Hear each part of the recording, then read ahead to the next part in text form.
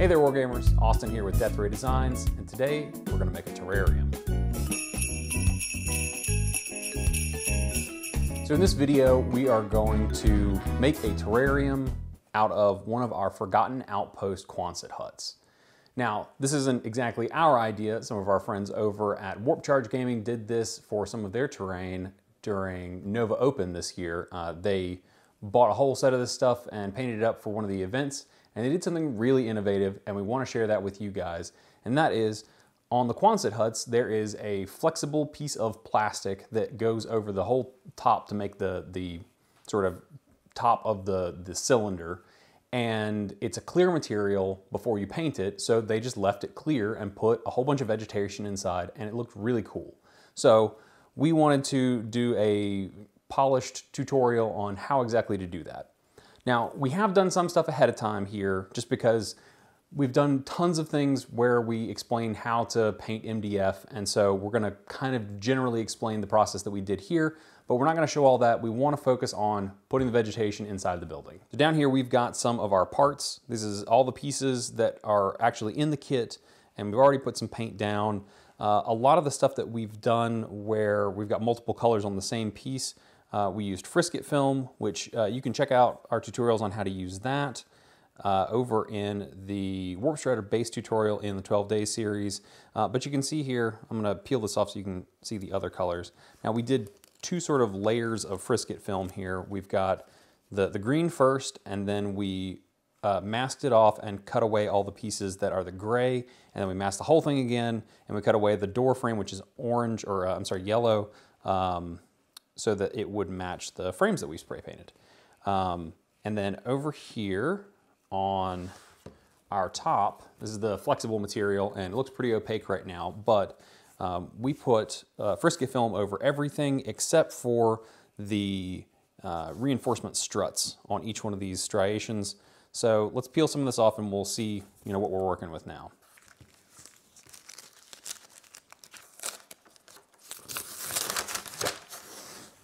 Took out these last couple pieces. We always joke about how taking masking off of things is like opening presents, and that's pretty topical for this time of year and for this series. Let's see if we can do this without peeling anything else away. All right. Well, there we go. Now, if you got any underspray or any little errors, like we have a couple tiny little places around some of these edges, you can always go back in with a hobby knife and kind of scrape away a little bit of that and clean up those edges. But I think for our purposes in this is looking pretty good, and we'll go ahead and move forward with that. We can get the masking off of this last one here.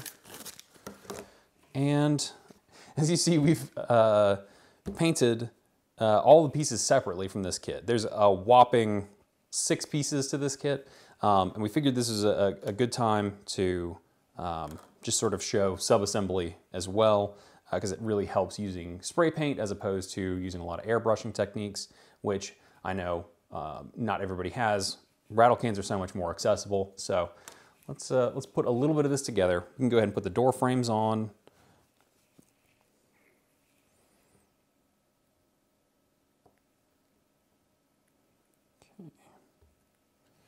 That one. I'm using super glue for all of this because we've already got paint on most of it, and using PVA glue, you're not gonna really have access to a lot of the grain of the MDF, so not a lot of the glue can soak in and really bond to the surface, so super glue is your better bet. So since we're going to be creating an interior space on this, and as you might notice, it's got a giant hole in the bottom, we need to create a bottom for it.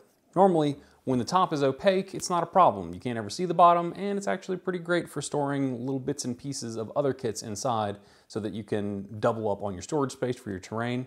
Let's use some chipboard. And this is essentially the same kind of stuff that cereal boxes are made out of. You can double up on it. Just any kind of cardboard that's relatively thin but sturdy will do the trick. So let's just measure out how big our footprint needs to be. Looks like we are at about 22 centimeters by, looks like 17.5 centimeters. So that, yeah, that's 22 by 17.5. So we'll just use one of the corners to start, and we'll mark off, let's see, 22, 22, other side, 22. You may want to give it a little bit of room on the outside just for the sake of it fitting a little bit better. I wouldn't give it more than a millimeter or two, but if you make it too tight, it can make the final assembly a little bit tough. We can go ahead and cut that piece out. So if you end up getting material like a cardboard box from a cereal box or something that's too thin and you feel like it's not going to be sturdy enough, you can always double it up. Just use some PVA glue or some hot glue. We're going to be using hot glue on a lot of this, so this is going to be what we add all of our flocking material to, so that when we do the final assembly, there'll be a nice, lush green, sort of overgrown area inside of this building that we can see through the clear top. From here, our blank canvas, we could go many different directions. You could do something very organized with lots of little rows of plants or crops or what have you inside, and you can go completely the other way, which is more post-apocalyptic. It's completely abandoned and ruined and everything. And I think that we're going to lean into that. Maybe not apocalyptically bad, but at least overgrown. Because I think that that's a little more fun and it doesn't feel quite so cookie cutter. So we're going to start with figuring out what our ground cover is going to be. And I think that I want to use some of this preserved moss. So I've got this preserved moss sheet that I picked up from a local hobby store. You can probably find it at Michael's or Hobby Lobby or wherever is close to you. And it's more or less just a sheet of moss that's been preserved so it won't turn brown and start rotting or anything like that. So you've got this nice sheet of essentially just moss right off of the ground. But it's bright green and it looks nice and it's very organic, and you can kind of fluff it up a little bit and get it to do some interesting things. And it can be the base onto which we put other things, but because this is kind of a fragile material, you probably wouldn't want to do a whole lot of basing maybe for pieces where you're going to be able to touch the turf, but because this is essentially under glass, we can do all kinds of interesting fragile things and nobody will ever touch it. So let's figure out just how much of this we need by using our base template here. I don't think that that's going to be quite enough. Let's see if we've got a big enough piece over here. Looks like this might do the trick, or at least be really close. Yeah, that looks like it's probably pretty close. Okay, so this is making a huge mess on the table already.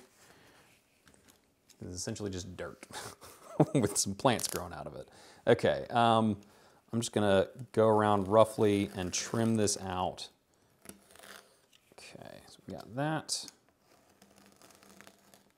Try to press down so we don't just keep tearing everything. I think we got some pretty clean edges there. And there we go. The other thing that I like about this stuff is that it's got a little bit of height to it. And so on the edges where we have clear material going all the way down to the ground, you'll have this little bit of thickness where you can kind of see dirt and stuff built up next to the glass, which I think will be really cool. This is actually an end wall, but over here on the side, you still get that same effect. So we're gonna break out the hot glue gun here, which is already smoking hot. And let's put a coat of glue around the edge, and we just wanna get enough to hold that moss mat down with. And then I'm just gonna kinda go over everything here, and hopefully that'll be enough. Okay, get that lined up. Just press it down in place. So you can see we've still got kind of a bare spot over here. And that's okay, because we can cover that up with just some more scraps here. Let's find, so I've got this edge piece that we trimmed off before that kind of tapers down to a nice even finish.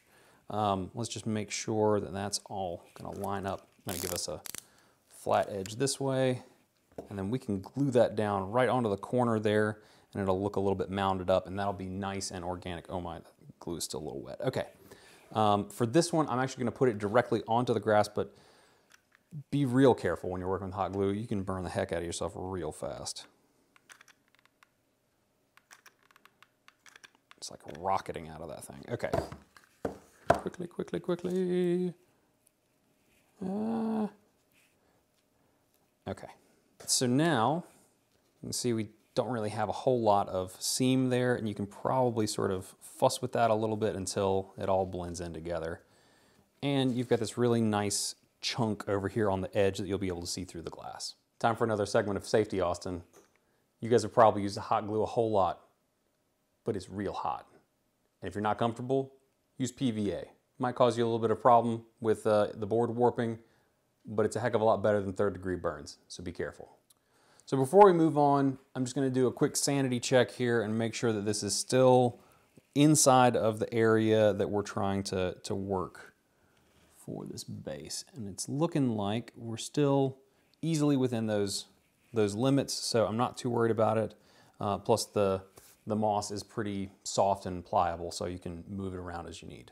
Okay, so now that we've got our base plate done, let's talk about some other materials. We've got all kinds of other fun things that we can use, not to say that we will use all of it, but this is a preserved lichen material that I think is nice for little shrubs and things. We've also got more preserved moss that is this super long sort of frond moss. And I like to use it for making large plants by just basically grabbing a bunch of it, cutting the base off, and then hot gluing it down like it's a big shrub.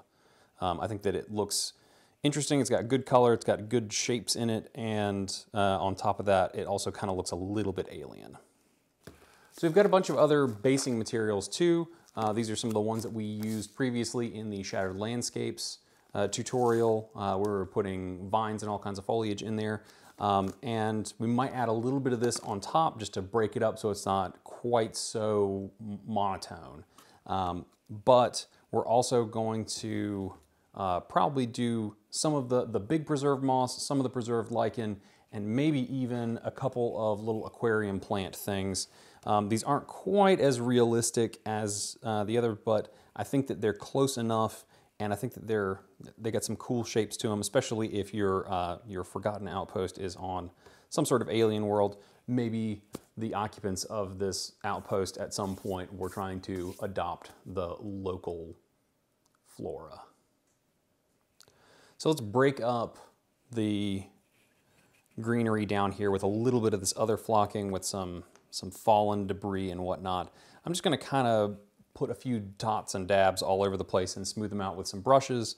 And then we'll throw a little bit of this flocking on there and just take whatever sticks. So let's, a little pile there, maybe something here, maybe a little there. Maybe one up here. Okay. So I'm just gonna kind of move that around a little bit. You don't want to get too aggressive with it just because you'll start pulling up the material, which is not what we want. We just want to build on top of it. This would be an excellent way to kind of bridge some of that edge where we put the secondary piece down. So I'm going to put a little bit more right there just to take advantage of that. So in this one, we've got a mix of some little plasticky wood chip things and some other fallen branch debris kind of stuff. These big plank things that are this rubberized plastic, I'm not as keen on using as much of that, but we may try to pick out a few and stick them down in places so that they add a little something to the mix here. Okay, I'm gonna grab a pinch of those so I can get to some of the more interesting stuff underneath. Because that lichen is really, or the moss is really sort of soaking up a lot of that and holding this stuff away from that glue. Let's give it a good shove in there. Make sure it grabs something. And then shake off what we got here and see what we are left with. Okay, so that's not bad, but I think that maybe we want to come back in and add a little bit more glue, maybe catch a little bit more. Plus, I'm liking the way that that's breaking things up, so let's let's keep working at it a little bit. Once that dries especially, I think that it'll really add some different regions to it, and once we put bigger plants and things down, it's gonna really help. We've got some of the long frond moss here. I don't really know what it's actually called, but it's the longer stuff. I've got a bunch of it like I was talking about before, and we're gonna just trim off those ends. And we've got this nice flat area where we cut, and we're gonna use some hot glue here again. I'm gonna be very careful not to get any on my fingers. I really wanna get it saturated in there so that it holds all of those little pieces in there. So let's pick a spot. I think I'm gonna go for right here. That's looking pretty good. We've got a nice piece that's starting to sort of create the form of the lay of the land here. We're gonna need a couple more pieces kind of like this, so let's go digging in the bag again. This one's actually cool, and because this stuff is just plants, it's organic, you get weird little differences in it. So this looks like a completely different makeup here. We've got these little red fronds sticking up, so let's use some of that to our advantage. We'll trim this just like we did the last one. Any more solid base to glue to. So now let's kind of go catty corner from that. We'll stick that down. Make sure it's well adhered. All right, so that's looking cool. And maybe now let's use some of our lichen to create some shrubs in a few places. These ones in particular are kind of in these weird ball shapes already, so let's see if we can find some that look like they'll work best for us. Okay, so this one has kind of two densities in it. You got this really tight density up top, and you got this really loose, sort of floppy density at the bottom. I'm gonna rip that loose part off, and then we'll just come in here right next to this taller shrub, and I'm gonna start placing these things like that. I'm also just trying generally to keep from leaving a million little hot glue strands everywhere. But I'm really digging the kind of natural round shape that you see in a lot of these little lichen buds. This one's got kind of a flat side to it. Maybe this one's over here on this side. Okay, looks like I got a little too much glue on there, but that's okay. We can just tack another little piece right there. So maybe let's take some of our aquarium plants here and see what this is gonna look like.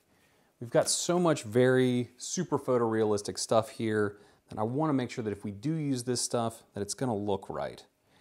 I think if we don't overdo it, that could look good. There's plenty of plants out there in the real world that have a very waxy sort of color to them, or waxy sort of finish to them. And I think that if we sort of use them sparingly and keep them surrounded by other things, that we're gonna look okay. So I'm gonna shorten this down just a touch. Try to tuck that in between. I think that's gonna make for a much more interesting looking thing. So let's do the same thing, but we're gonna rotate on to the other side here. Let's find a spot for this one. We got kind of this dead spot right in the middle of this one where I wrapped up some of the moss. So let's just drop this guy in there. Maybe this plant is an invasive species. He's taken over territory from the other plants. So we've kind of made a mess over here, but none of this stuff should go to waste. There's plenty of good material here. Even the stuff that we trimmed off the bottom of that long moss is great dirt and basing grit for other stuff. So we've got these little pieces too. I'm gonna try to keep this separated. We've got all those little pieces of lichen, just sorting through everything, and now we're left with the stuff that we started with essentially. And granted, we've contaminated it just a little bit, but that's okay.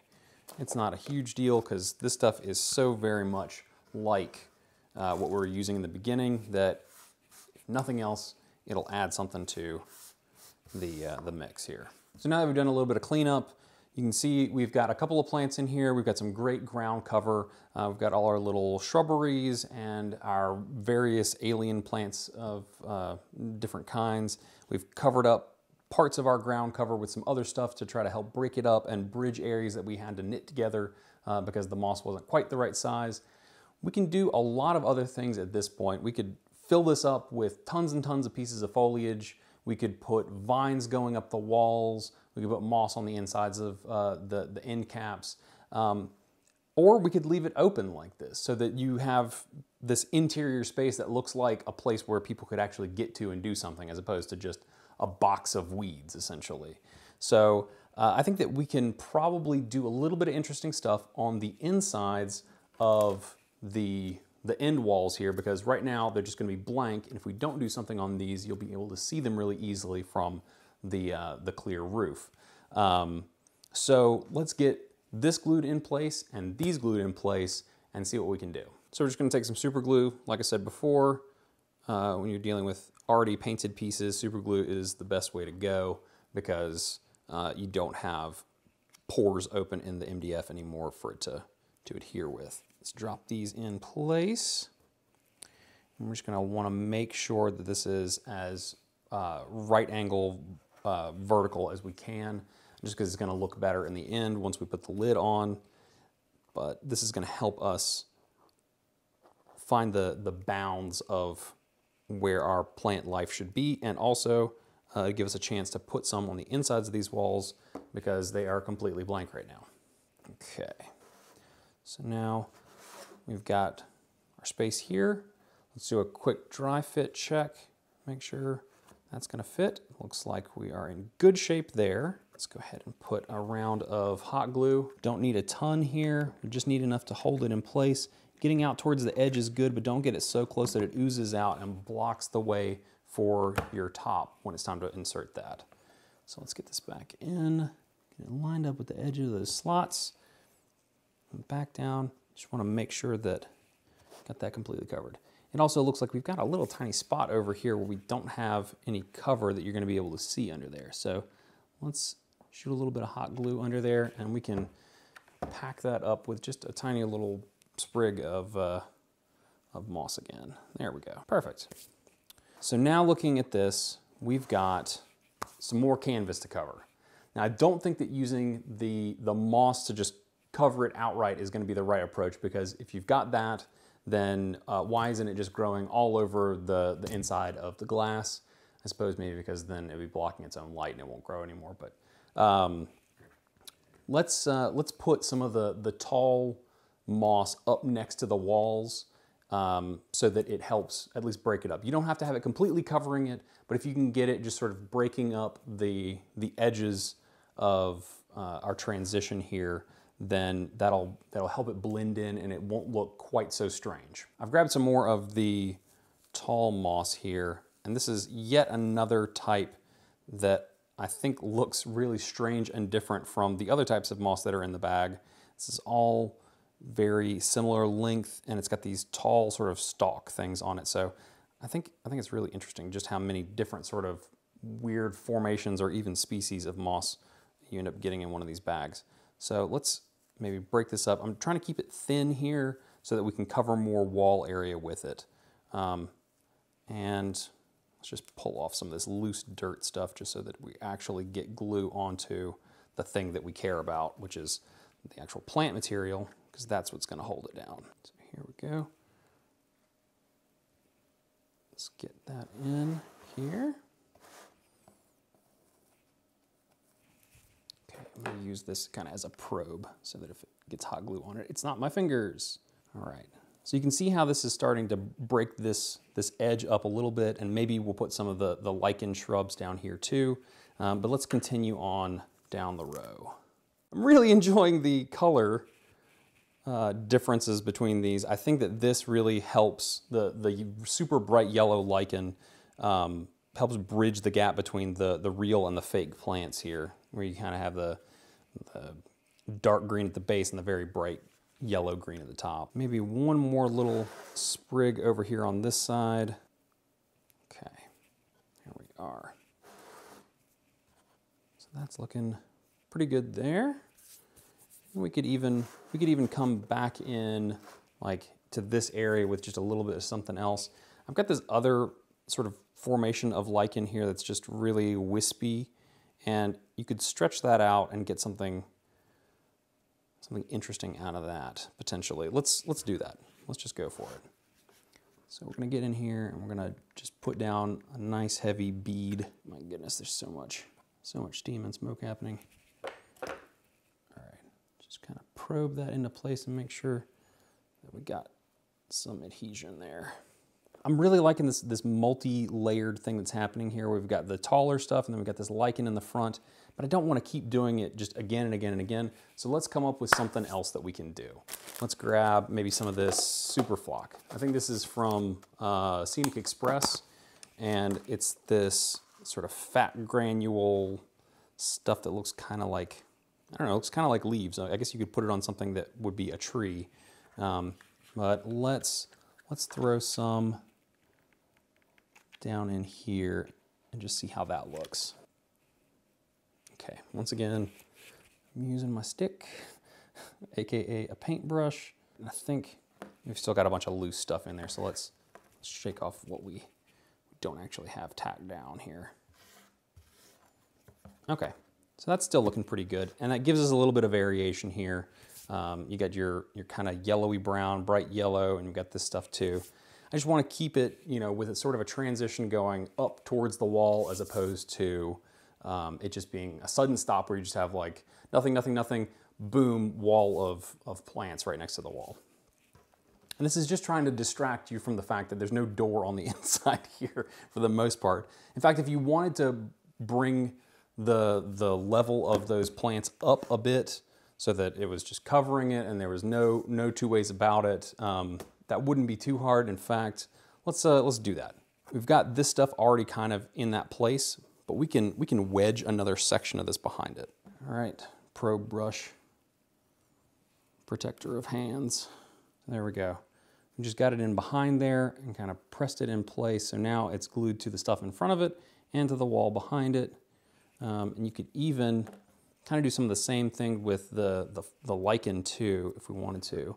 Let's try to get in behind that other piece of lichen. That's definitely looking much more multi-layered now. If you recall back to the flocking that we were using at the beginning, which is eluding me at the moment. Okay, I found it.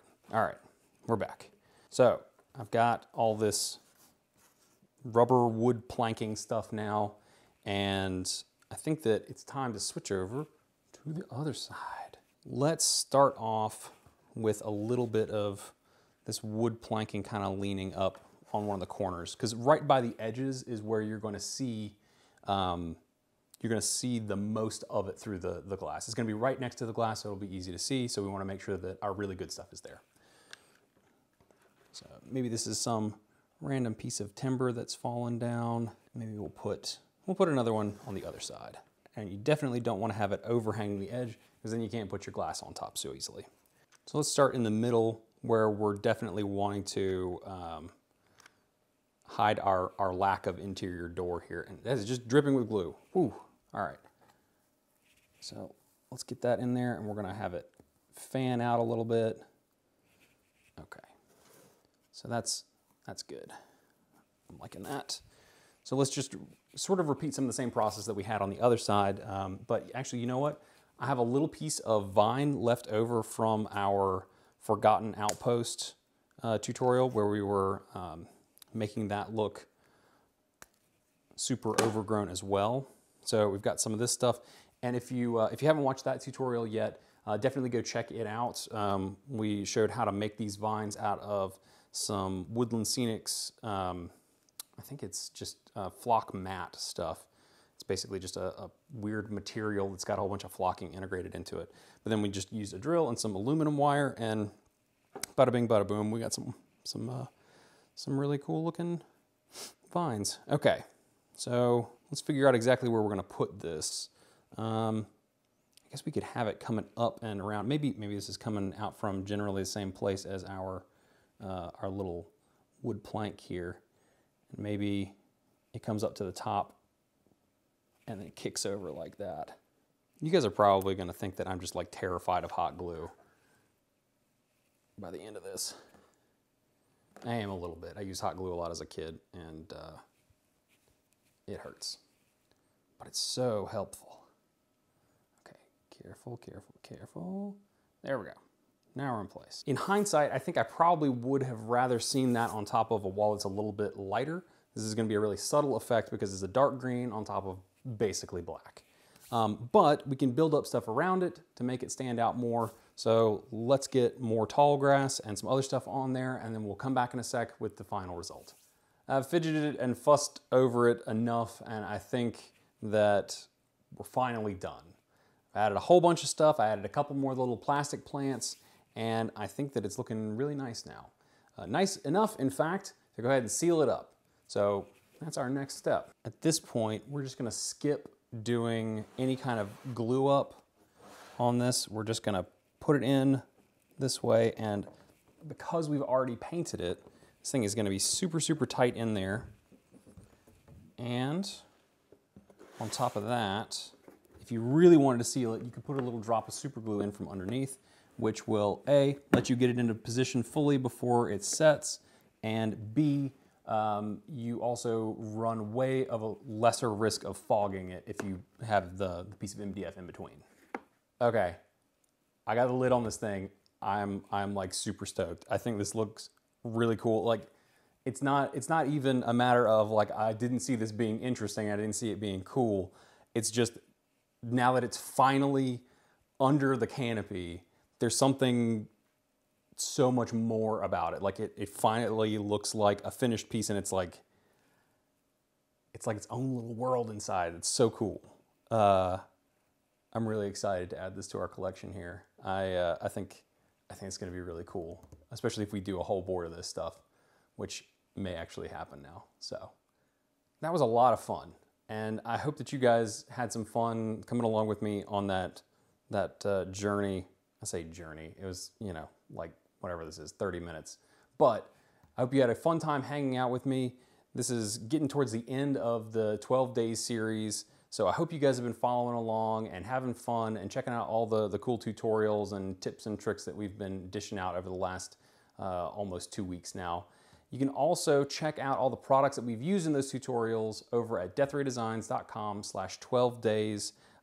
Because it's coming so close to the end of the event, definitely go check it out before the event is over. There's special pricing on everything. So I want to thank you for hanging out with us while we did this really cool project. I had a ton of fun, and make sure to come back and check us out tomorrow for the last of the 12 days series, which at this point, I'm not even sure what it's going to be. So come see what it is. And until next time, happy wargaming.